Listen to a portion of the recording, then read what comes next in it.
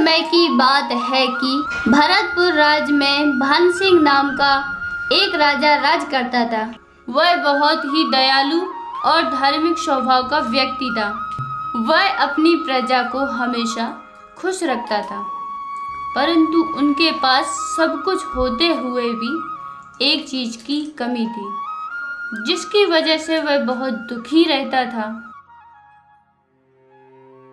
महाराज, अब इस चिंता को त्याग भी दीजिए, अन्यथा इस चिंता के कारण आपका स्वास्थ्य भी बिगड़ सकता है। आखिर मैं कैसे चिंता न करूं?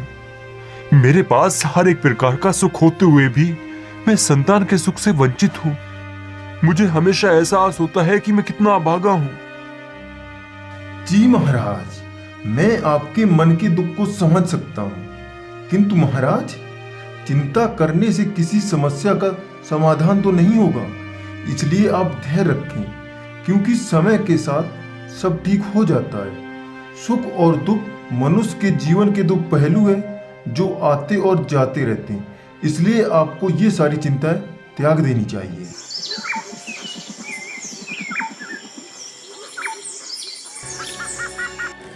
एक दिन रानी सुलोचना अपनी दासी के साथ घूमने के लिए बाग की ओर जा रही थी कि तभी उनके सामने एक किसान अपने खेत की तरफ जा रहा था।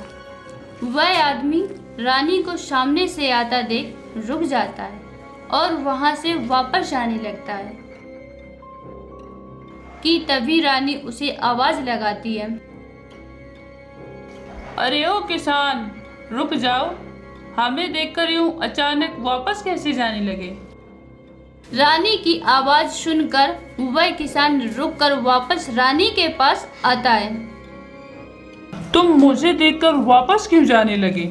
महारानी, वह अचानक मुझे कुछ काम आ गया था, इसलिए मैं घर वापस जा रहा था। नहीं, तुम झूठ मत बोलो। आखिर सच बताओ, तुम मुझे देखकर वापस क्यों जाने लगे? तुम्हारे चेहरे पर साफ साफ झूठ समझ आ रहा है।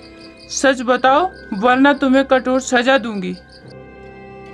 रानी सुलोचना के इस तरह से बोलने पर वह किसान डर जाता है और सच बताने लगता है, महारानी, दरअसल आज मैं अपने खेत में अपनी फसल बोने जा रहा था और गांव के लोगों का मानना है कि यदि फसल बोने से पहले किसी बांझ औरत को देख लें तो वह फसल बर्बाद हो जाती है। इसलिए मैं आपको देखकर वापस जा रहा था। मुझे माफ कर दो महारानी। गांव के लोग ठीक ही कहते हैं। तुम जाओ, आज फसल मत बोना, क्योंकि क्या पता वास्तव में ही आपकी फसल बर्बाद ना हो जाए। किसान के वापस जाते ही महारानी दुखी मन लिए दासी के साथ वापस आ जाती है। जब रानी अपने महल में वापस आती है, तब राजा रानी को दुखी देखकर पूछता है, क्या हुआ महारानी? आज तुम इतने उदास क्यों हो और इतने जल्दी वापस कैसे आ गई? तुम तो राजबाटिका में घूमने गई थी। रानी ने कोई जवाब नहीं दिया। तब राजा ने फिर से पूछा, आखिर हुआ क्या है तुम्हें? कुछ तो जवाब दो।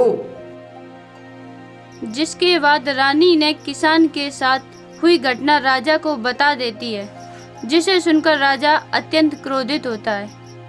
आखिर उसे ऐसा बोलने की हिम्मत कैसे हुई? क्या उन्हें यह नहीं पता था कि वह भरतपुर की महारानी से बात कर रहा है? नहीं महाराज, उस किसान की कोई गलती नहीं है। जब हमारा ही बाघ हमारे साथ खेल खेल रहा है तो हम दूसरों को क्या ही कह सकते हैं। हाँ महारानी, तुम्हारा कहना बिल्कुल उचित है। कुछ समय बाद एक महर्षि उस राज्य में भ्रमण करने आता है। महाराज, मैंने सुना है कि राज्य में एक महान तपस्वी ऋषि आए हुए हैं, तो मैं सोच रहा हूँ कि क्यों ना एक बार जाकर उनसे मिल लेते। क्या पता हमारी समस्या का कोई ना कोई समाधान उनके पास हो। आपका सुझाव उचित है मंत्री, हमें जरूर उनसे मिलना चाहिए, इसलिए हमारे जाने का प्रबंध करो। जी महाराज।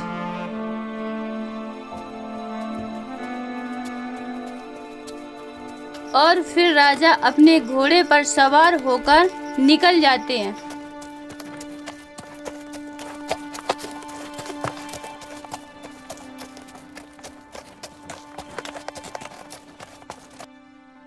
प्रणाम ऋषिवर, हमारे राज्य में आपका स्वागत है।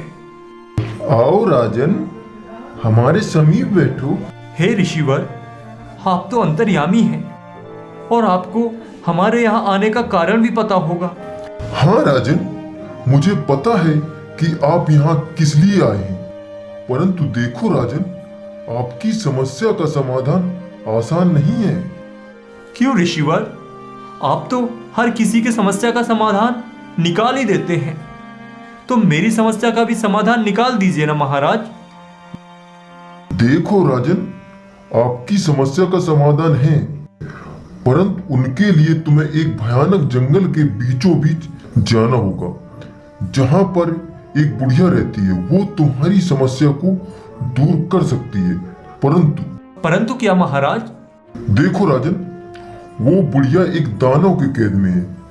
तुम्हें उस दानव को खत्म करके उसे आजाद करना होगा, तब वो आपको आपकी समस्या का समाधान अवश्य देगी। ठीक है महाराज, मुझे आशीर्वाद दीजिए कि मैं उस दानव को खत्म कर सकूं। ठीक है राजन, मेरा आशीर्वाद आपके साथ है, पर याद रखना, तुम्हें भी बहुत ही हिम्मत और होशियारी के साथ काम करना होगा।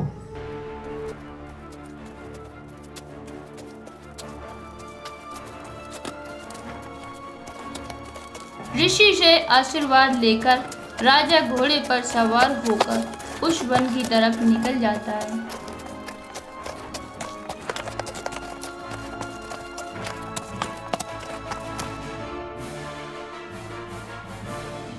आखिर मैं इस जंगल के बीचों बीच तो आ गया, परंतु उस बुढ़िया तक पहुंचने का रास्ता तो मुझे मालूम ही नहीं है। तभी देखता है कि एक शिकारी एक हिरण का शिकार करने वाला था कि तभी राजा उस शिकारी से बचा लेता है, जिससे हिरण राजा के पास आती है और इंसानी आवाज में बोलती है, हे महाराज, आपका बहुत बहुत धन्यवाद। आपने उस शिकारी से मेरी जान बचाई है, इसलिए मैं भी आपकी मदद करना चाहती हूँ। अरे, आप तो इंसानी आवाज में बात करती हो, पर यह कैसे संभव है? राजा के ऐसा बोलते ही वह हिरण एक सुंदर परी में परिवर्तित होकर बोलती है, हे महाराज, मैं एक परी हूँ जो परीलोक से इस जंगल में घूमने के लिए आई थी। आप बहुत ही नेक दिल के इंसान हैं, इसीलिए मैं आपकी मदद करना चाहती हूँ। आखिर आप इस घने जंगल में कहाँ भटक रहे हैं? परी रानी, मैं इस घने जंगल में उस दुष्ट राक्षस पिशाच राज के चंगुल से बूढ़ी माँ को आजाद करवाना चाहता हूँ, परंतु मुझे यह पता नहीं है कि वह बुढ़िया कहाँ पर कैद है। महाराज, मैं समझ गई, मुझे रास्ता मालूम है, परंतु वह पिशाच राज बहुत ही दुष्ट राक्षस है, इसीलिए आप उनसे अकेले सामना नहीं कर सकते। इसीलिए मैं आपको एक जादुई छड़ी देती हूँ, जिसकी मदद से तुम उस दुष्ट दानव को हरा पाओगे। ऐसा बोलकर वह परी राजा को एक जादुई छड़ी देकर रास्ता बता देती है।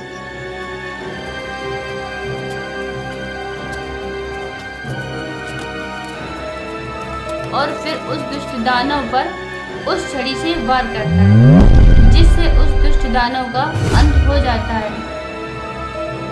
और उस दानव के खत्म होते ही अचानक वहाँ बुढ़िया वहाँ पर प्रकट हो जाती है। हे महाराज, आपका बहुत बहुत धन्यवाद। आपने इस दुष्ट दानव का वध करके मुझे उनके चंगुल से आजाद कर दिया है, इसीलिए मैं आपसे अत्यंत प्रसन्न हूँ। हे दादी माँ, मैं मेरी समस्या का समाधान लेने के लिए आपके पास आया हूँ। फिर राजा उस बुढ़िया को अपनी समस्या बताता है और फिर वह बुढ़िया कहती है, महाराज, आप बिल्कुल भी चिंता ना करें, मैं आपको एक फल देती हूँ जो आपको अपनी रानी को खिलाना है। रानी के इस फल को खाते ही अवश्य आपको एक पुत्र की प्राप्ति होगी। फिर बुढ़िया ने राजा को एक जादुई फल देती है, जिसे लेकर राजा वापस अपने महल को आ जाता है और फिर वह फल अपनी रानी को खिला देता है